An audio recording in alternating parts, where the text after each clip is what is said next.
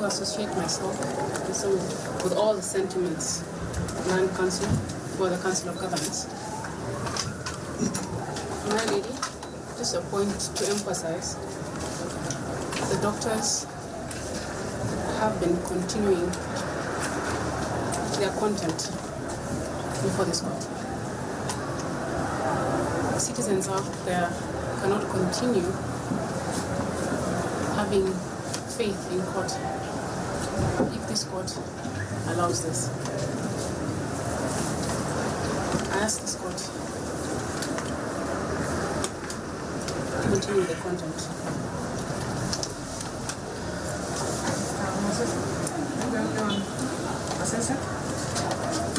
Yes, my lady, it's unfortunate that we have shifted the ground from pure industrial relations. Now we are legalistic in terms of the way we have proceeded in this matter since we started. It's so unfortunate that again we are appearing before your lordship for what we call conviction on industrial relations matters. It's very unfortunate, and I think the information that we are trying to share across the board is lacking. We are lacking proper sharing of information. This is not why we are here. We are not happy that we are here to either say the application by Mass Media should not proceed or the court should proceed and convict. It is the unfortunate situation that the question that we ask ourselves is there a way out of this mess? That's the big question. We don't necessarily want to say that our colleagues who are now in the union, that they should be convicted.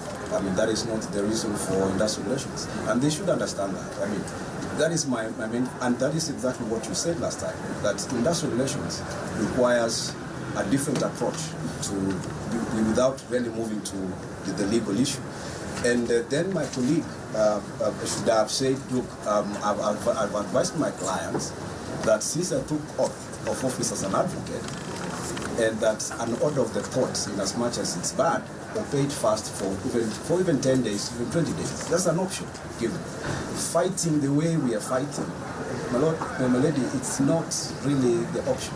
And we know we are looking at you for direction, but now you see where we are finding ourselves. As we are seated here, we are trying to canvass with my colleagues across the board. The union members are my friends. I've tried to talk to them. This is not the way. This is not the way to do it. We cannot do things in a political way when it comes to social. In terms of compensation, in terms of what they're asking for, there is a remedy that they can be paid in arrears. All right? There is a remedy that we must understand the terrain we have. The CBA implementation slogan must be understood from one perspective. That the CBA has not been registered. That is the legal requirement before implementation. You see now, we should be talking about implementation and we registered that CBA. Secondly, my colleagues are very much aware that there is a devolution of health services. We had a very good meeting with them before the CS. We exchanged notes about how we should move forward, having the county government. But this legalistic way, the way we are moving, and the way maybe the union is looking at the whole aspect in terms of how they want the country to see it, but it's not the best way. I don't know whether you should give us maybe another 5 minutes. We talk with my colleagues and the union officials. Then we find the way forward. This is not conviction, my lady. Comes as a last resort. Of course, there's contempt. That is the court now that is actually affected. But as practitioners from this side and as industrial relations experts, we may not necessarily want to go that line, but we are forced to do that. But is it possible that maybe before my colleague can proceed with this application, because he took oath of office as an advocate of the court, of the High Court, that I'll ensure that administrative justice is carried out properly. And the court orders, as a first thing, as a student at the law school, and any Kenyan, is that you must be paid first, then challenge it later. I mean, that is the way we should have been moving.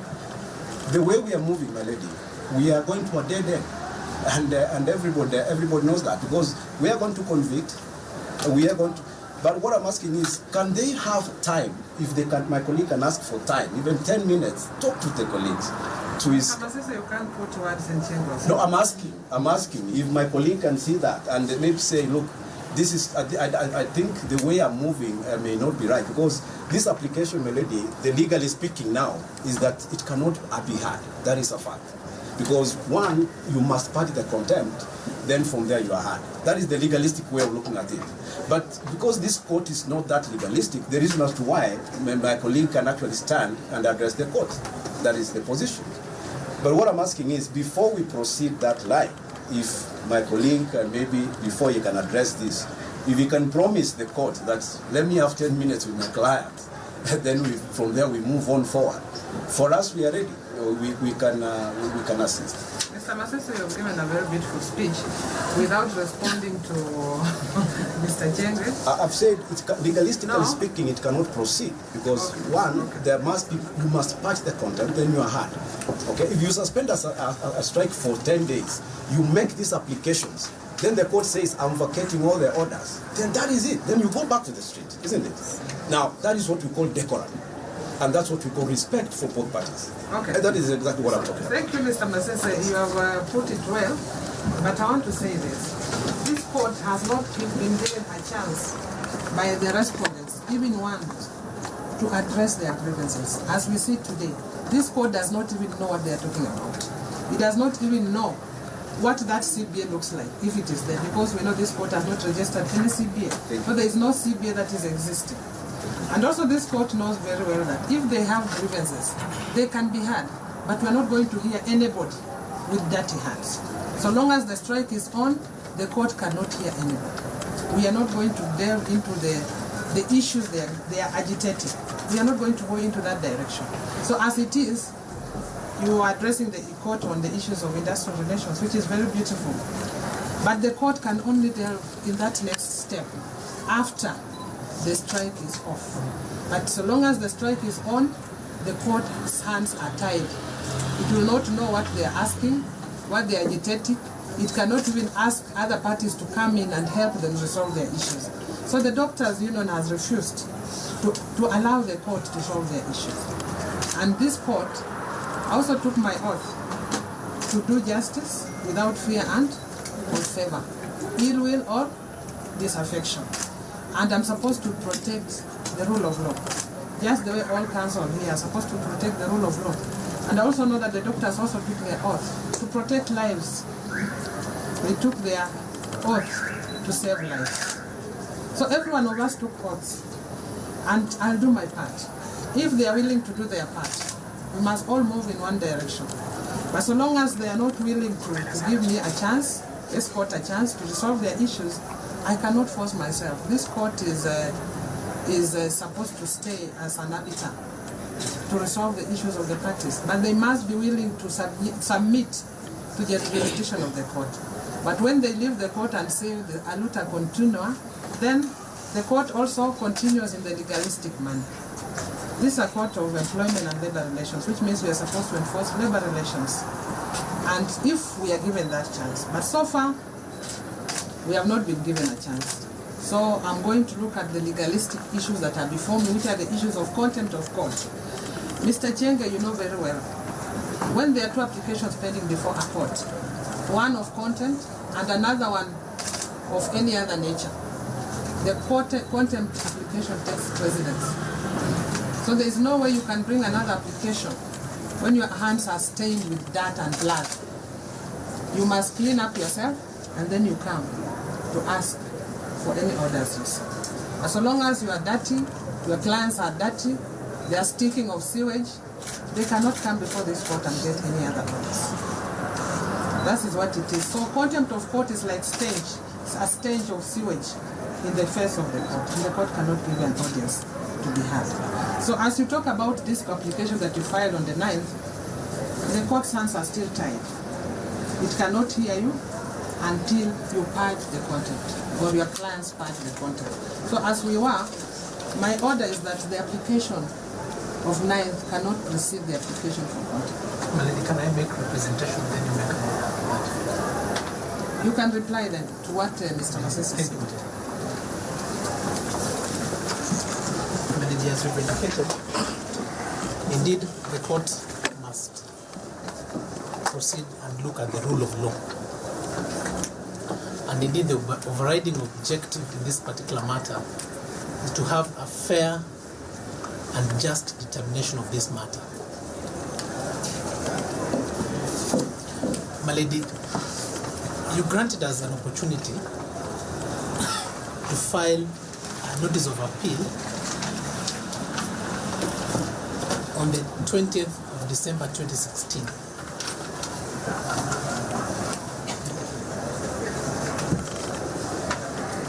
My lady, we duly filed the same. And when you look, my lady, at section 12, 3 of the Employment and Labor Relations Court Act, it reads, in exercise of jurisdiction under this act, the court shall have power to make any of the following orders. 1, an interim preservation orders, including injunctions in cases of urgency. So, my lady, the court indeed has jurisdiction to grant an interim preservation measure. And as we have stated, my lady, we have filed an appeal, which unfortunately cannot be heard because you do not have a 3-judge bench sitting at the Court of Appeal. We have enumerated that particular fact, my lady. And my lady, if the court proceeds and convicts, then You have already convicted. my lady, if you proceed and sentence, it means that they may serve their sentences, and by the time any other decision is made, possibly contrary or otherwise, they will have already suffered. And therefore, my lady, only what I'm asking is only to give them an interim measure of protection for even 10 days. Then you can come back. And my lady, on the history of the matter, we had raised an issue of jurisdiction, and we are unable to discuss this particular matter, as Council Masisa indicates, with the Council of Governors, because they are not the employers of the doctor. So even if we sit on the table, we are unable to have a proper conversation on this matter. That is just history. The issue is this: was there content or was there no content? If there was content, all the other things you are arguing, they are neither here nor there. The issue of whether you are filed an appeal or not is also neither here nor there, because there is no stay, either in this court nor in the Court of Appeal. And therefore, the issue that is pertaining before my court is this: was there content? Yes. Has there been a conviction? Yes. What is the next option? There is no stay. And I've told you I cannot hear you on the other application because you are stained with that. Your clients are stinking before my court. And therefore I cannot hear them. Yeah? He who comes to equity must come with clean hands. But their hands are dirty. So what do? I expected you as a practitioner of law to mitigate for them. But you don't want to see my point. You want to go on side shows. Let me give Mr. Washika time. 1 minute. Yes, my lady, several issues have been raised before this court by co-counsel on the other side, which I believe need to be addressed. I think the first issue that has been raised is on the application that was filed on the 10th. The first application that counsel for the county governor says, the application filed on the 9th. The application dated and filed on the 9th of January 2017. Counsel for the county governors, the applicant hearing, contends that application is similar to the application that was presented before you yesterday. My lady, I do not know if counsel has had a chance to properly look at that application. The application that was filed yesterday sought to sort of certify the previous application of the 9th as urgent. The reason for that is that when we appeared before you, my lady, on the 10th of January this year, my lady, no directions were made with regard to that particular application of the 9th. No, there are no directions on that particular application. I gave And directions yesterday. the directions that you gave yesterday are with regards to our application that we filed yesterday. And the Also, you directions, serve? yes, You serve the yes, other party, and you come back. yes, And that's why you are here. That's Yes. why I'm giving you audience. We will talk about it. yes, yes. So the directions were to serve and come back. My lady, on the 9th, when we were on the 10th, sorry, when we were before you, my lady, indeed we had served them with that first application of the 9th. So we only served the application that we filed yesterday. That's the only application that we served yesterday. The application that was brought before you yesterday. That is the application that was served. So my lady, on issues of whether any directions had been given on the application of the 9th, my submission is still that there were no directions from this court on that application. And that is what compelled the respondents to put in the second application yesterday. The second issue, my lady, is on issues of contempt and whether this court ought to proceed, or in what capacity the court can proceed. Is it chained to the issue of contempt, or does it have power to look at the issues at heart? My lady, on that question of contempt, when we were responding to the application for contempt, we filed a replying affidavit on the 16th of December 2016. On which day? 16th of December 2016. A replying affidavit was and an application, in fact an application was filed also on that day, on the 16th of December. Sorry, my lady, it's an application that was filed on the 16th of December. My lady, that application itself had some authorities attached to it that answer that question of whether this court has the power to proceed with any proceedings after contempt of court. My lady, the decisions that we attach to that application strongly suggest that where the question is jurisdiction, because jurisdiction goes to the heart, the very heart of that matter. Because if orders were made to a party that had no jurisdiction to appear before this court, then to what effect would those orders be, my lady? Because jurisdiction is what clothes this court with any authority. It is my submission that jurisdiction is at the heart of that question.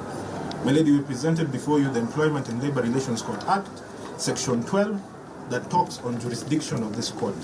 It outlines the parties that can move this court. And then the question is the party that is moving this court a party that has jurisdiction or indeed power under that section to move this court? Indeed, my lady, you've said that this court should be guided by law. We are looking at the law strictly. We're being guided by this law. And this is the law that clothes this court with power. So, my lady, under Section 12 of the Employment and Labor Relations Court Act, I believe the question of jurisdiction, whether this court indeed had power to even make any order with regards to that question of jurisdiction, ought to be answered first. So, application of the 16th of December 2016 has never been dealt with. There's been no response that has been filed with regard to that application, my lady. No direction has been given with regard to that application, my lady. So that is where we find ourselves. My lady, counsel for the governor has also presented an issue of forum shopping. And my lady, I find myself in a difficult situation trying to explain to counsel that question of forum shopping, because the orders sought at the Court of Appeal and the orders sought before this court are totally different. If this court has an opportunity to look at these orders sought in both courts, it will be clear that the orders sought are completely different. The court will have an opportunity to examine that if it considers our application of the 9th of January 2017, because we have attached as part of our annexes what we filed at the Court of Appeal, the orders we sought at the Court of Appeal. And that application itself has its own orders that it is seeking. So it is paramount that this court examines that first application before the Court of Appeal and our application of the 9th of January in order to determine that question of forum shopping.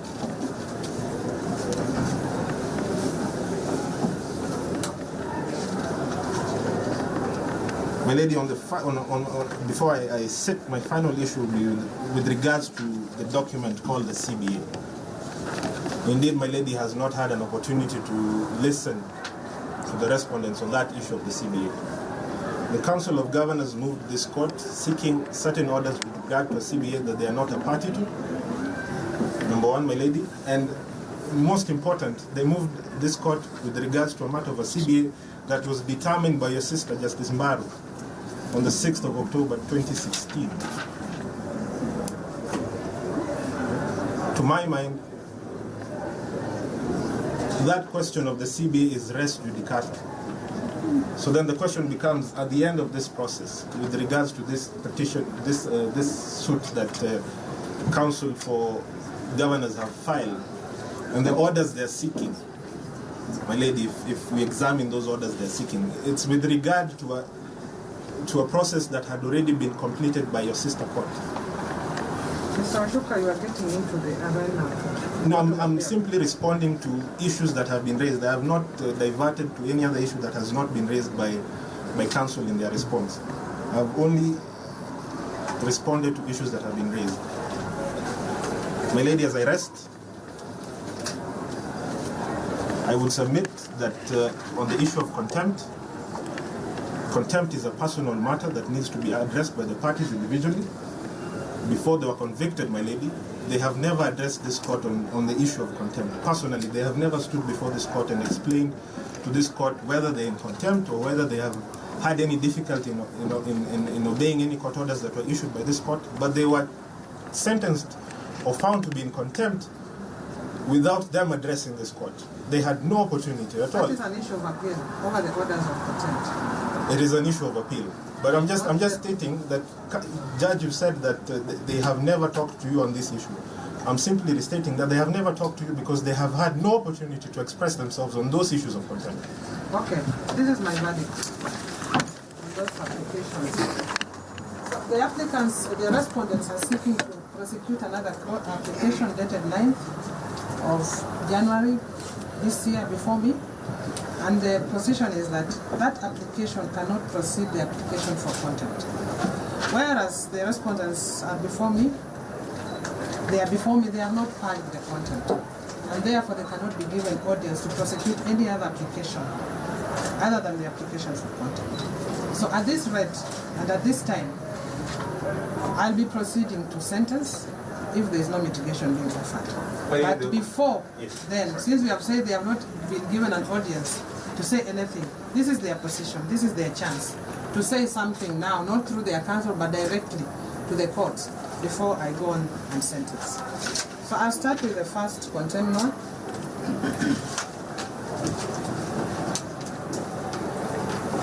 Samuel Oroko.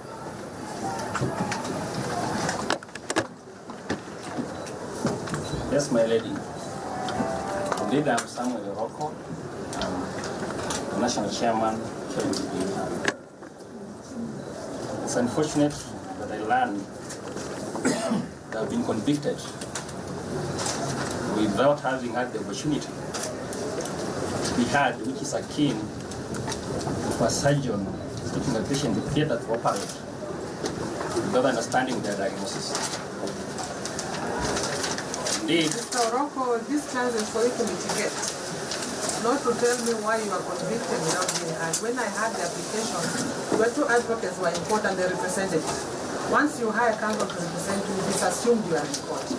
So you cannot tell me that you convicted me without hearing.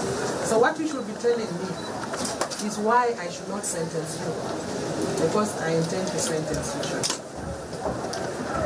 Thank you. I thought it was important to do that preamble because we also law-abiding citizens believe in justice, and where we feel there is some form of injustice for the doctors of this country, we believe we voice that concern. On mitigation, I believe that I am not liable to end sentence. If there is, I have lots of responsibilities. As you understand, the doctors are currently on strike, and we as officials have been ongoing with the negotiations between the union and the government, and any form of severe punishment, to the best of my knowledge, will only make it worse, because the government will have nobody to negotiate with. Two, the matters we have in the CBA are matters that concerns the health care of this country, and any form of severe punishment to the officials, that me in particular, will not address the current issues we are addressing the CBA. And my lady, you live in this country, and you have seen through the media and other reports that we have serious issues in healthcare. Mr. Rocco. And Dr. Rocco. yes, my lady. Those issues you have not given me a chance to address. The issue I'm addressing today is contempt. Those issues in the CBA, whether it is a CBA or not, I'll address them once I finish the contempt. But you people have not given me a chance. Yeah, we have not been given So a don't chance. go into the issues of the CBA, whether Yes. it is good, whether it will address the issues. The issue is whether you are in contempt of this person, and what the court should do to you or not to you. So as I said, I would plead that, my lady, you don't proceed with the sentence, because we have still talks ongoing. And if we proceed with the informal sentence, which will jeopardize the talks, then you could have jeopardized the lives of Kenyans who depend on doctors resolving the issues with the government and getting an amicable solution. So that would be my prayers. Given also have responsibilities as a family man, dependents who look upon me. So any form of severe punishment or any form of sentence to me will, number one, jeopardize the talks. Number two, put the lives of Kenyans in more danger, because doctors will continue the strike if we are not there to negotiate. And number three, it will injure my person and my life as an individual. Titus Ondoro. Yes, my lady, my name is Titus Ondoro, first vice chair. First, I want to appreciate the opportunity to tell here to come before you. My lady, I would like to put it across here that first, I don't understand why I'm here, because as per my understanding of our constitution, is that I do not have any prerogative measures to sanction any strike or call it off. Neither my office as the first vice chair, and I've always been a citizen, abiding citizen. That's why today I also avail myself before you here. But there are some issues I would like to address, my lady. That I'm a sole breadwinner first in my family, in my extended family. I take care of orphans who I'm left with, and occasionally actually I have some medical conditions which I try to manage, like a constant migraine.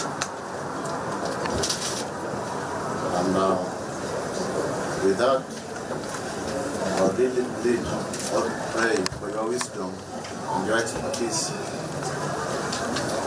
and law to prevail in the process of vindicating us. Since we've agreed and accepted that we'll always avail ourselves for any conservative negotiation, which I must believe that there have been contacts, and it has been addressed, and we are ready to solve this stalemate. So I plead for your leniency to look into our plight, because we are here for a right job course, which is there to alleviate the plight in our healthcare, which we all importantly need rescue and mitigation. Thank you, my lady. My name is Alan Lechanji, and I want to say that I'm a law-abiding citizen. I've never been convicted before. And as I stand before this court, I do it the same, that I'm a law-abiding citizen. And my lady, I don't have the powers to call up this child. And sentencing me today will certainly not give me response.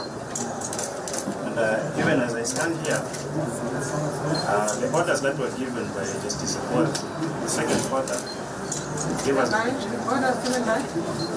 order that suspended the strike. We were also mandated to go and negotiate and proceed with the process of negotiation. As we stand here today, that process is already started and is ongoing. And I plead with you. The process of negotiating is ongoing, but the process of calling off the strike was not. And I plead with you, Madam Justice, that you be leading on us, so that whichever decision you make, to allow this process, because it's my view that that's the only way to solve the stalemate. And as I conclude, I want to say that I'm also the winner. There are those who depend on me. So any form of severe punishment will not only affect me, but will also affect those who depend on me. Thank you.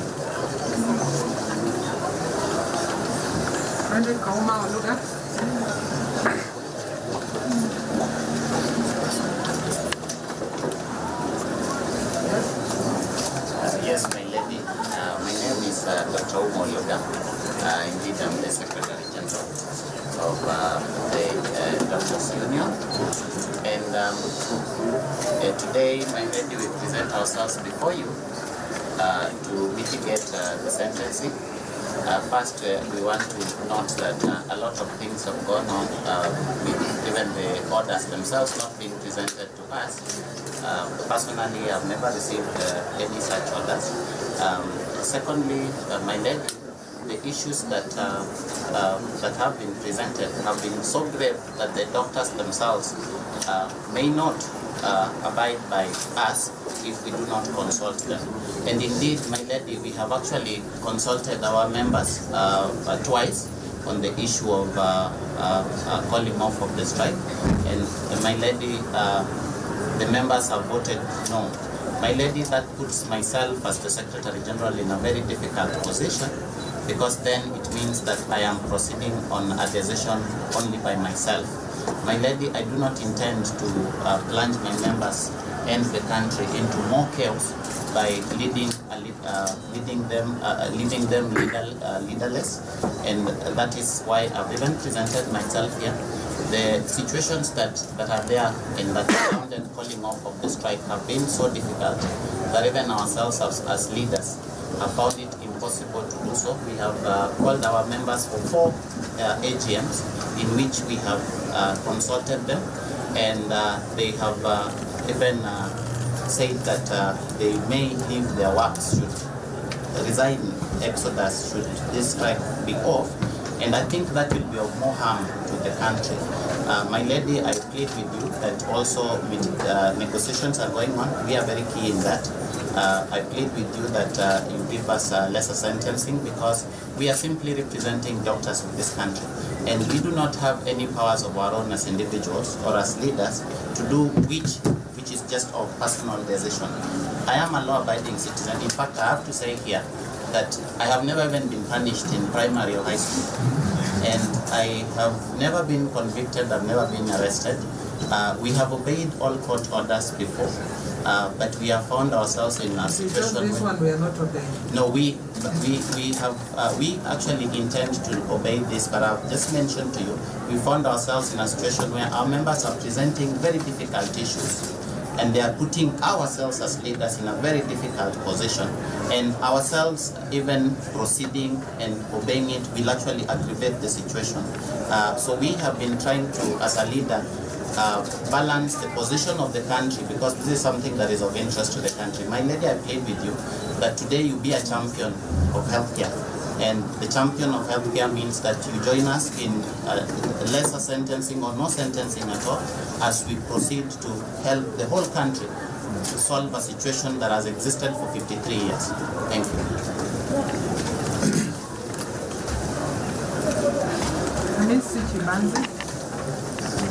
Yes, my lady. My name is Dr. Chonda Chimazi, the Deputy Secretary General. My lady, I find myself in a situation where I'm an elected official who represents interests of doctors who are Kenyans. And the situation I find myself is a situation that is a difficult position for an individual like me, who's been a law-abiding citizen, who's worked hard for this country, and who's been very diligent in whatever work I do. The situation I face myself in is a situation that affects the entire country. And on one side, we are all Kenyans, we are doctors. The Kenyans out there are also Kenyans. And my lady, I find myself in a situation where I'm unable to balance because of the gravity of the situation. In the sense that, as an individual elected, and in democracy, where majority prevails, unfortunately, my hands are tied.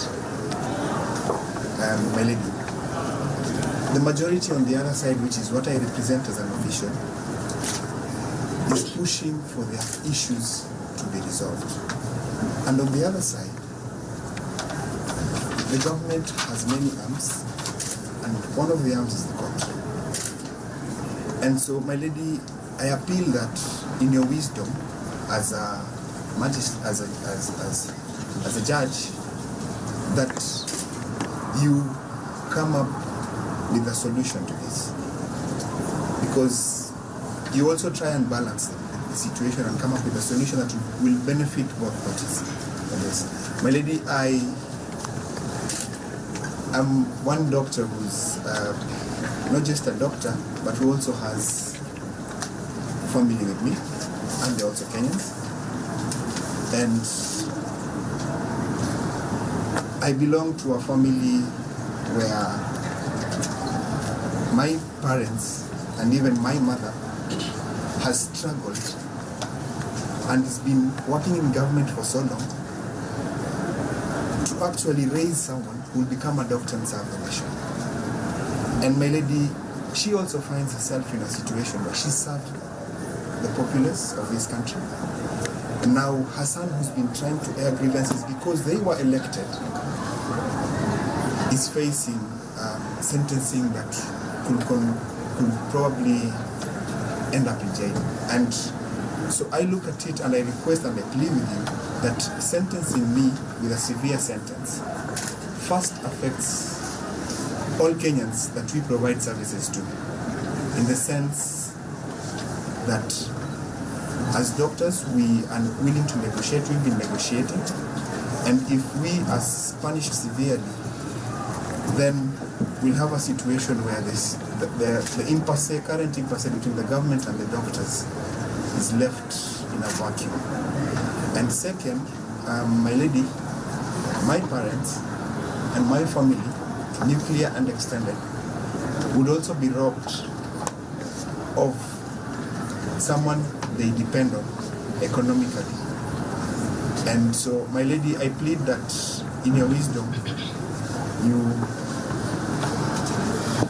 do not punish us severely, and that you take a decision that will benefit the nation, the officials, and the government.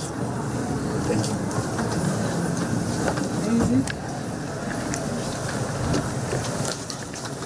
Thank you, my lady, for giving us a chance to be able to address the court and address you. as to why we feel as union officials we should not be given a severe sentence. Personally, I'm the treasurer of the union, and as far as my role is concerned, I'm only mandated with helping the union in terms of finances, and in my personal capacity, I have no power at all to be able to call off this strike. And aside from that, I would also like to state that by the time this order was given by the court to suspend the notice of our strike, which was a 21-day notice, the strike had already commenced. I believe this was done on the 7th. This strike had already commenced, and the kind of issues that the doctors are presenting are very grave, and they affect the entire country in terms of healthcare. We are aware right now that many people are dying. The newspapers do not report, but we are aware that the major hospitals discharge all their patients to go home and die. And it pains me, my Lord, that as we stand here to give a decision on obeying of court orders, which was supposed to suspend the strike, the problem is still continuing. We have attended numerous negotiation meetings as per the court order number 2, which told us to go and continue negotiating with government, both the national and the counties. We've continued to do that. The meetings have been ongoing even as we are coming to court. Even the previous day, we've been continuing. And we believe that the only way to reach a solution is through dialogue. And that's what we are embracing as a union. But as we've said today, our capacity does not even allow us to call off the strike because the members are here. This is just a small group, but the real members are out there, and they've been following us and waiting on us every day. We meet them every other time. We tell them this is what government has said to do, but these members have a lot of issues that they feel should be addressed before they call off the strike. So every time we tell them, can we call off, then we go and negotiate. They point us back to 2011 when we called off a strike at a promise that we would negotiate a CBA in 60 days and conclude and sign, and that promise was not kept by the other side. So it's become an issue of lack of trust, and the members do not believe that any of their issues can be addressed if the strike is called off. So it's been very difficult for us. We've been consulting and not sleeping, trying to say, can we call off and sit and negotiate? But they say, look, we've done this in 2011. We were told we'll do a CBA in 60 days. Now it's 5 years. We've gone to court and asked court to help us to see how can this CBA be implemented. The court has given very nice guidelines. We went back and told government. Now we followed the law. We are law-abiding citizens. We are not unruly. Let's now follow what the law has said and guided us to conclude this process so that we can save the lives of many Kenyans. The same government ignored us for those 45 days that we were given. They ignored us.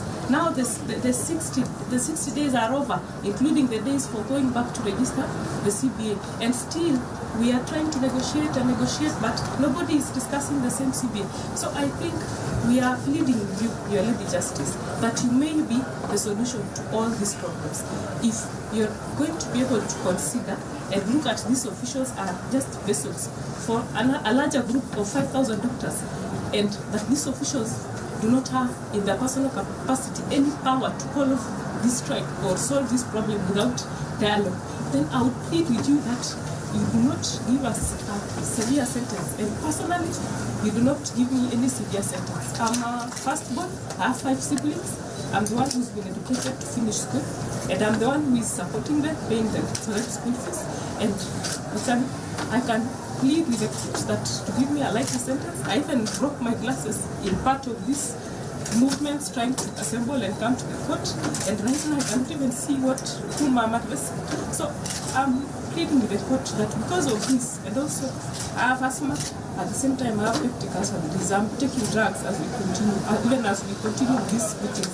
I plead with the court that to be lenient on me and give me a lighter sentence, and also to be able to enable me to continue negotiating and speaking, trying to get reason and find a solution to the entire problem of healthcare. Lastly, my Lord, before I sit, I would like to say that it should be in the interest of every Kenyan, this court included, in trying to find a solution to the problems that we're having in healthcare once and for all, so that we don't come back again after many years to deal with the same issues, either in court or in the streets.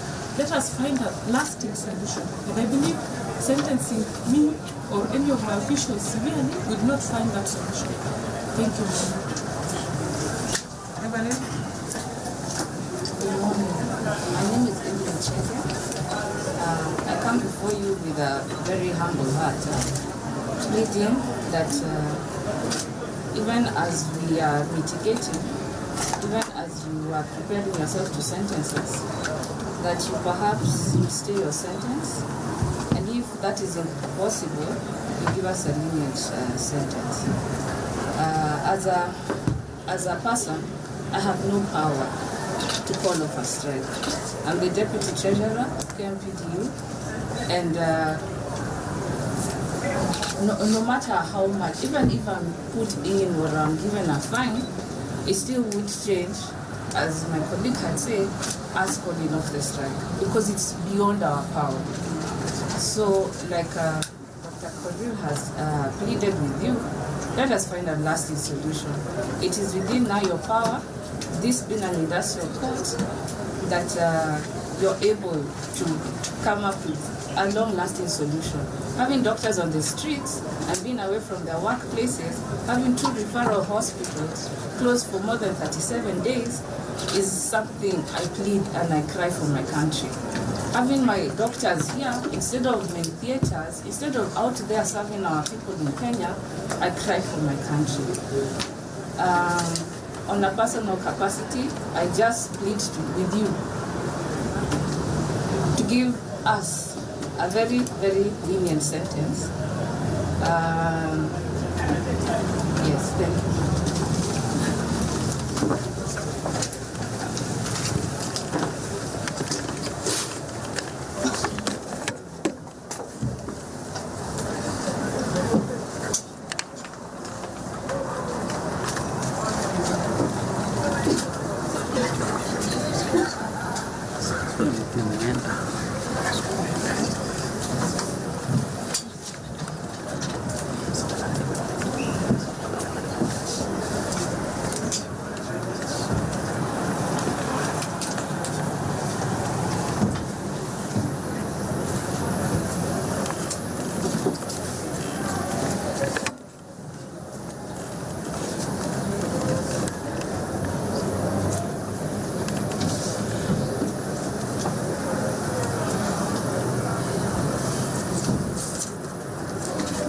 Can I have the continuous outstanding?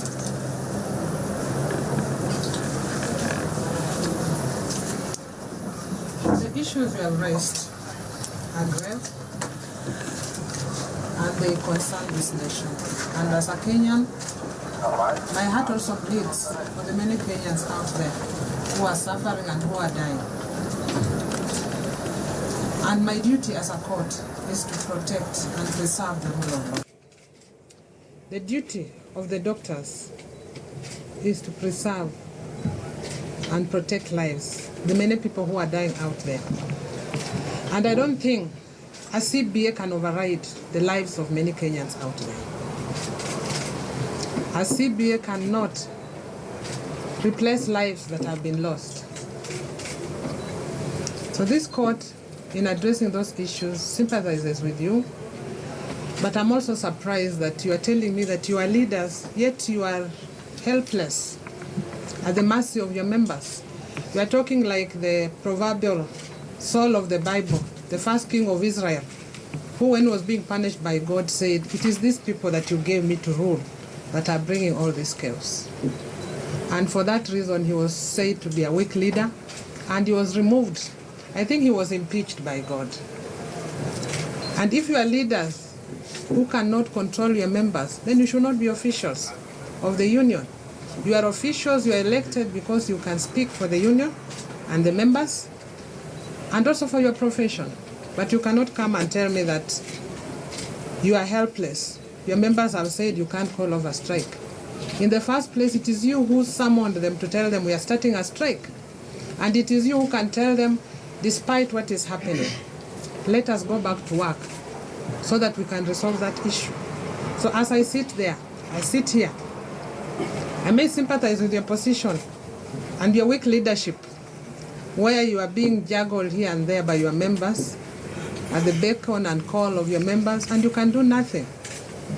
Then I think the union should not even be there in the first place, because it is having a weak leadership, a leadership that cannot do anything.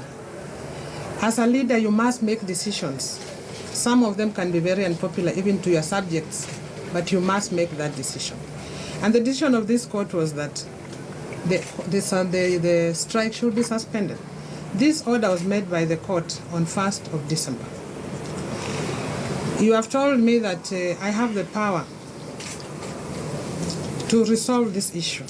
And I believe this court has unlimited power to resolve this issue. But as I said, the court is a bystander.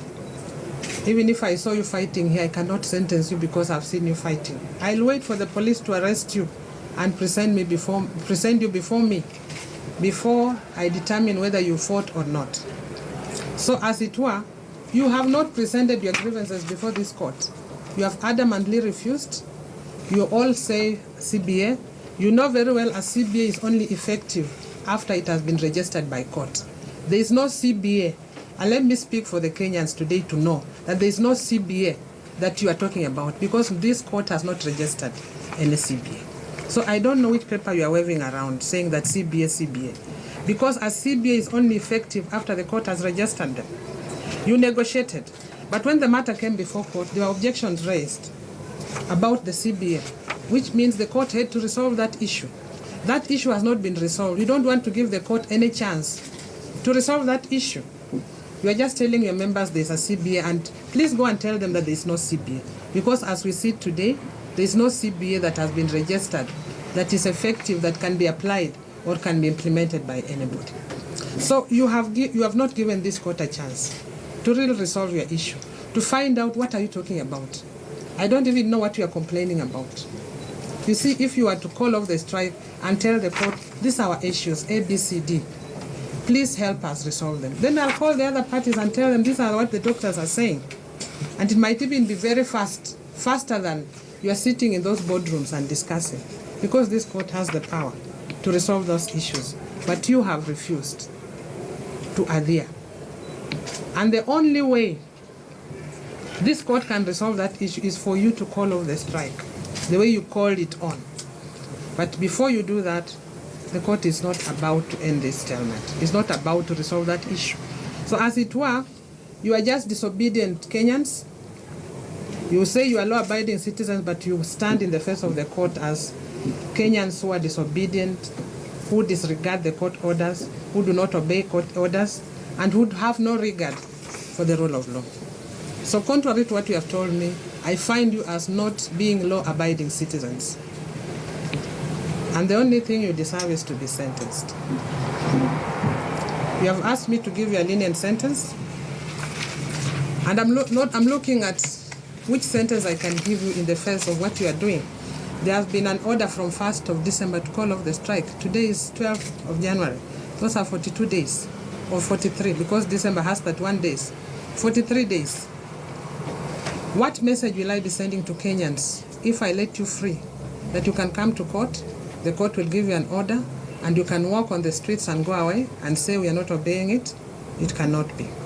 This court must protect its image. It must protect the rule of law.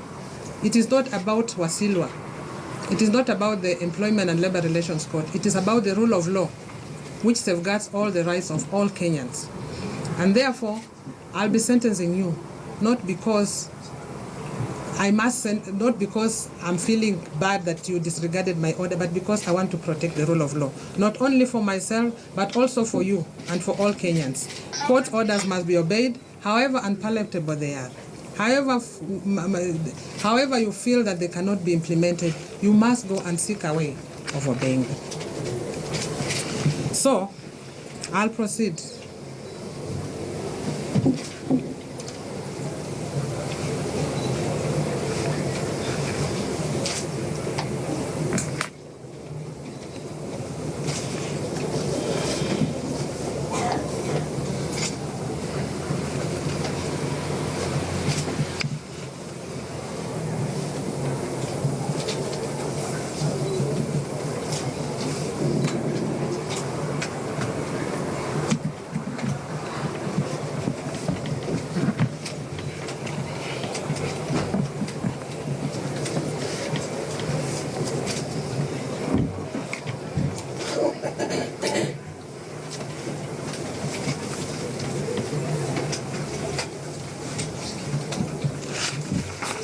So this is what I'm deciding.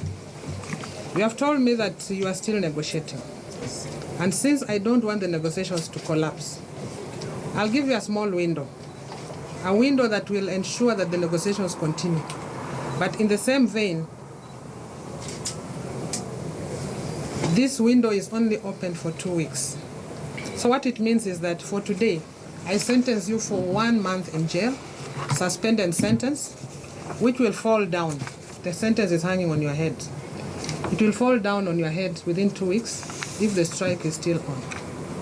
I don't know whether you get me. So you have a sentence hanging on your head for 2 weeks. If the strike is still on, you'll be arrested wherever you are and be taken straight to Langata for the ladies, and for the gentlemen to industrial area or committee, wherever they'll decide. So you have those 2 weeks. Those 2 weeks are for you to finish your negotiations and to go and call off the strike as leaders who are leaders. If not, you should be impeached even by your by your members. So I think that is the only way I can be lenient to you, because I understand the situation. So you are coming back before me in 2 weeks' time. And when you come back, don't expect me to come and tell the OCS to arrest you. Come walking on your own volition, without a strike in force. But in 2 weeks, if the strike is on when you come, you'll just come to be escorted to the cells. That is my verdict. So I'll give you 2 weeks from today to finish, call off that strike, finish your negotiations, and come back to me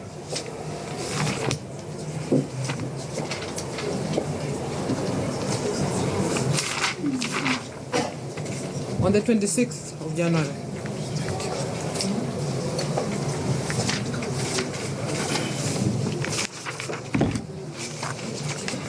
So I think you can go away and tell your members the court is very annoyed with us and we want that strike off, or we start Sunday. So you can now have the court free so that I have other matters.